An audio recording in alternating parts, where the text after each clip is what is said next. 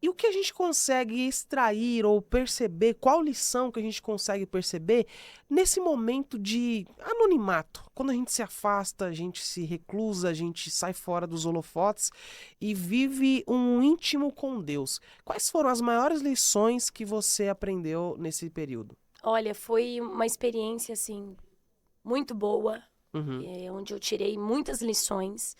Na época, quando eu tinha redes sociais, Facebook, Instagram, naquela época eu já tinha um número expressivo, tanto em uma rede social quanto em outra. uhum, E no meu particular com Deus, no meu momento devocional, eu fiz um propósito com o Senhor de me retirar dessas redes sociais.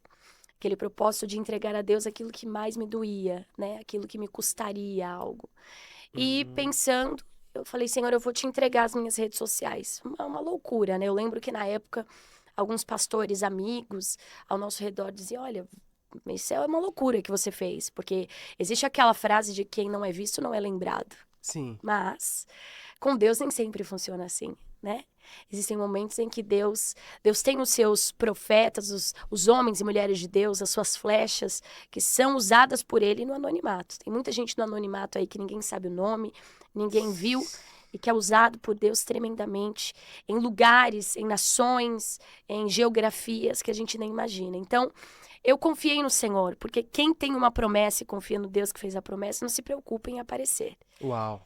Então, ah, aparecer a evidência, o crescimento é apenas o resultado, né? É uma parte do processo daquilo que Deus tem. Mas o que o Senhor tiver que fazer, Ele vai fazer. Então, eu sempre me apeguei a isso, né? E Sim, entendendo também, óbvio, que as redes sociais é uma ferramenta de propagação do evangelho, uma ferramenta importante, isso é indiscutível, mas quando eu fiz esse propósito com Deus, eu fiquei 5 anos. Então eu fiz, na verdade, este propósito sem ter uma data específica, um período para retornar. Falei, Senhor, quando o Senhor me sinalizar, quando eu conseguir enxergar espiritualmente, ter essa sensibilidade, que é o momento de retornar, eu vou retornar. E foi maravilhoso. Porque o momento do anonimato, eu prego e louvo desde criança. Eu tive sim, já o prazer, a honra, né, o privilégio de nascer já em um lar cristão. sim. Então, eu comecei meu ministério muito cedo, ainda criança. Então, eu vivi muitos milagres de Deus, assim como várias pessoas que estão assistindo esse podcast. Eu Sim. vivi grandes milagres, grandes sinais do céu, né? Mas, quando eu estava nesse momento de sair de cena, e eu fui para esse propósito, eu fui para um ministério anônimo, mesmo já com um tempo de caminhada, uma das coisas que eu mais aprendi nesse período é que existem momentos em que a tua intimidade, os milagres que Deus faz na sua vida não é para ser postado, e sim vivido. Uau, Então, eu uau. vivi um tempo do meu ministério onde eu vivi curas que ninguém sabe. Eu vivi milagres que ninguém soube. Eu andei em lugares de honra e passei por lugares maravilhosos que ninguém imagina.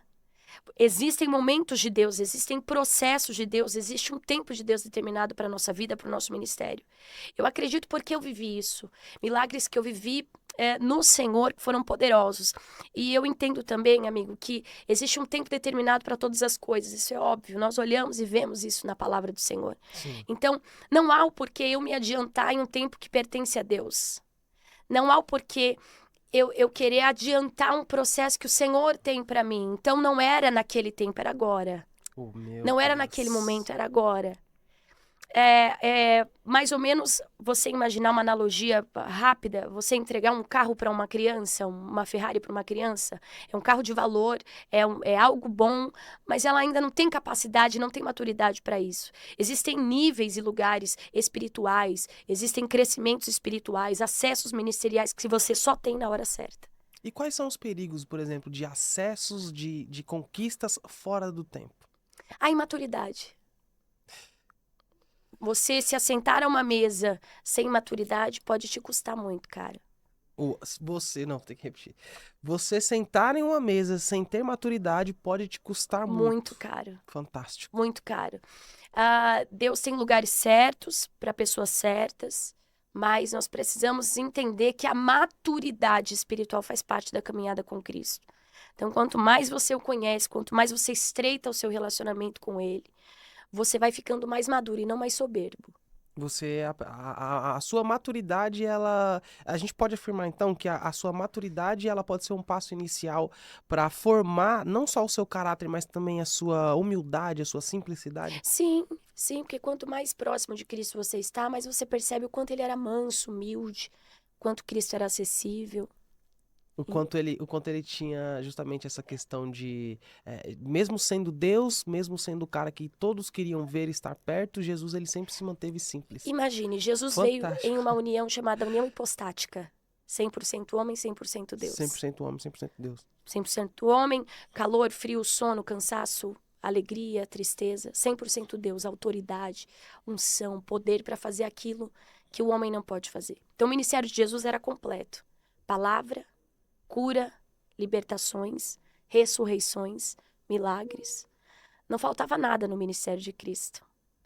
Então as multidões o seguiam por conta das palavras que ele falava, a maneira em que ele verbalizava, pregava, ensinava. Mas o que eu estou querendo dizer é que o ministério de Jesus era completo. Nunca houve uma enfermidade que ele não pudesse curar, nunca houve um demônio que permaneceu de pé. As pessoas que se encontravam com ele verdadeiramente eram transformadas por ele.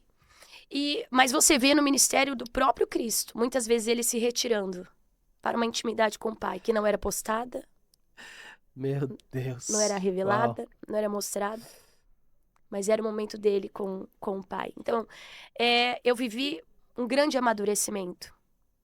Quando eu retornei para as redes sociais, quando o céu sinalizou, eu acredito, desde criança, fui criada, né, como eu já disse, nasci em um lar cristão, então eu tenho dentro de mim essa raiz pentecostal, não um pentecostalismo emocionalista, mas um pentecostalismo daquele que crê nos dons do Espírito, mas também crê na veracidade da palavra, né?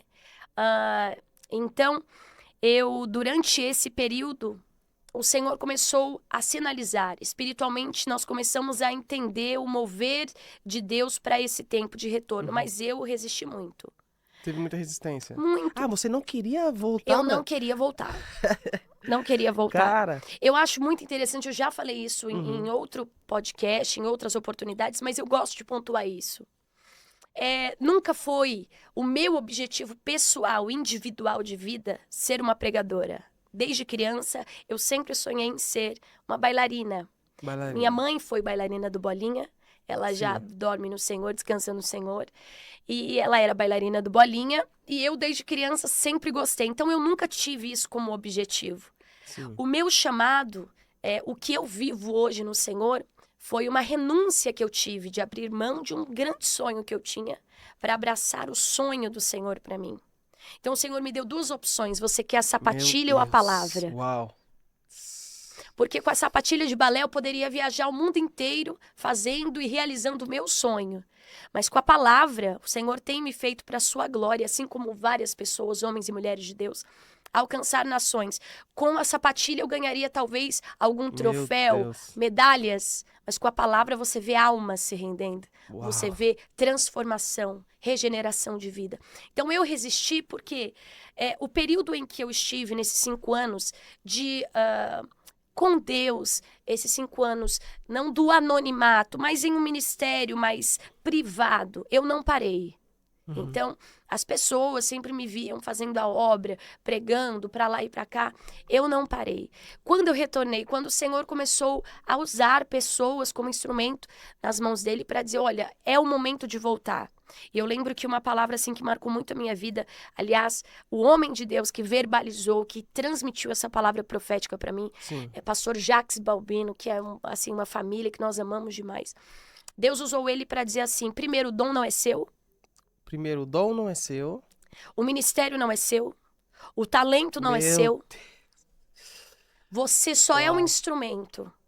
Então, o seu período de aprendizado, o teu período de um ministério mais privado, o teu período de estar fora desse...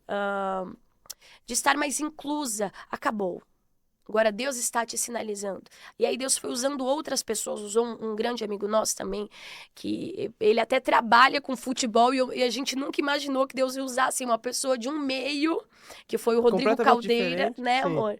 Um homem de Deus, e ele foi usado por Deus para dizer também: olha, o tempo de Deus chegou para a sua vida, retorne.